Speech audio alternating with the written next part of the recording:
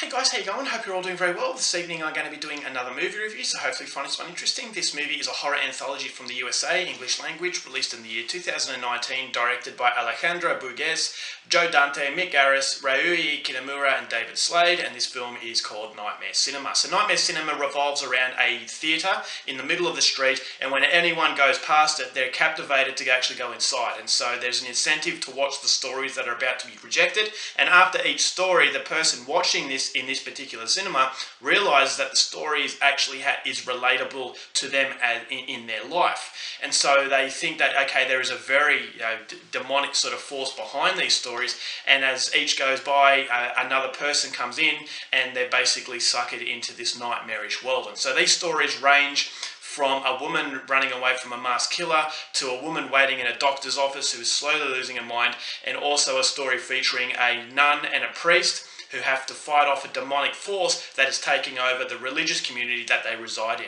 And so these stories all add up into a very nightmarish feel, and these people watching it and how they're all related to each other is something you're going to have to find out for yourself, because that's as far as I'm going with my synopsis.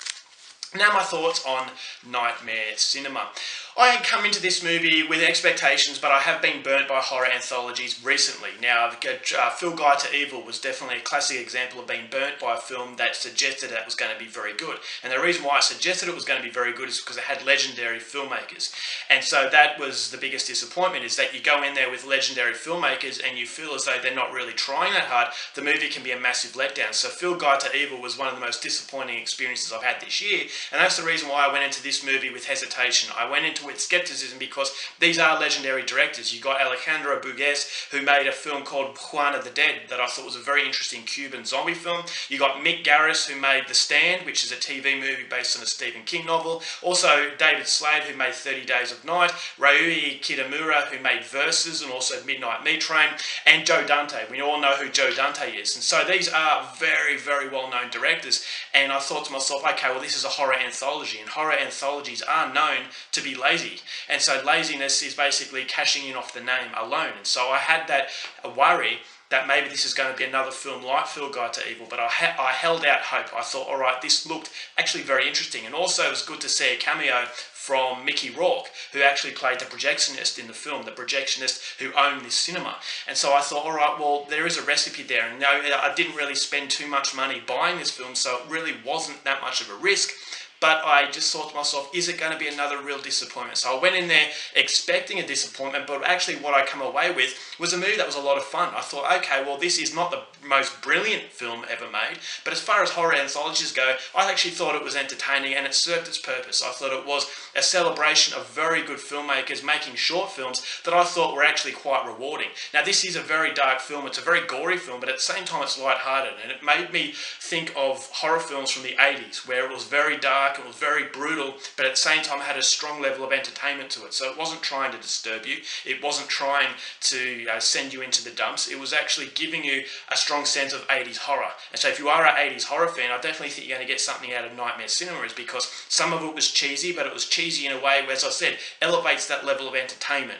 And so I thought the short stories, there were some stories I liked better than others, but there were no stories in this movie that actually felt weak. And what I liked about the overall experience was that the cinema that the movie is banking itself on, it ties together these stories, and it ties together everyone that's actually watching these stories in the film.